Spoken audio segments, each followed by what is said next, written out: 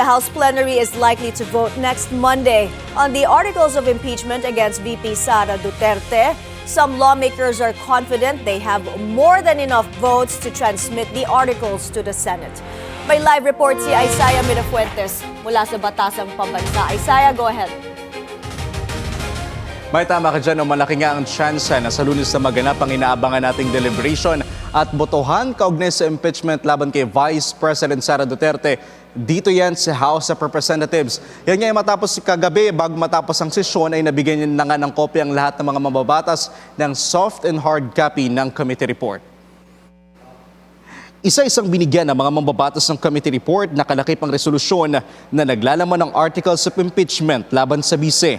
Nagpadala rin sila sa mga kanya-kanyang registered email ng mga kongresista. Base sa 93-page committee report at resolusyon na nakuha ng Billionaire News Channel, isa-isang dinitali dito ang mga naging resulta ng pagdinig ng House Committee on Justice.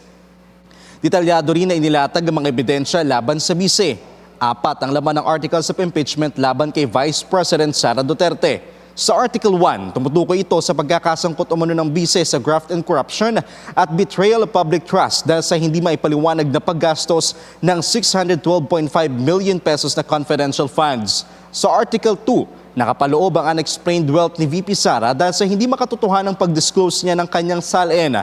Ang pagbibigay naman ng monetary gift at bayad sa ilang opisyal ng DepEd na labag umano sa batas ang laman ng Article 3. At sa Article 4, nakatala ang reklamong grave threats laban sa bise dahil sa umunoy pagbabanta niya sa buhay ng first couple at former House Speaker Martin Romualdez.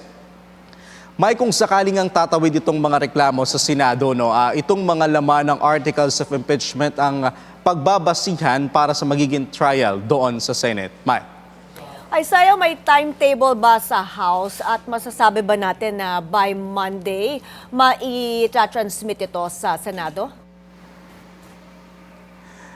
Yes, may usually sa mga ganap dito sa House of Representatives. Kung sakali man na mangyari sa Lunes ang magiging botohan, inaasahan din natin na by that time ay idideklara na rin ng House of Representatives na itatransmit na nila ito sa Senado. At doon nga pagdating sa Senado, yun naman itatanggapin ng Senate at base sa impormasyon natin, bibigyan pa rin naman ng pagkakataon ang Vice Presidente na malaman ng impormasyon na merong naghain ng kaso sa kanya sa Senado, and that within the time frame na ibibigay ng Senado, doon pa lamang magsisimula ang impeachment trial doon sa Senate. May.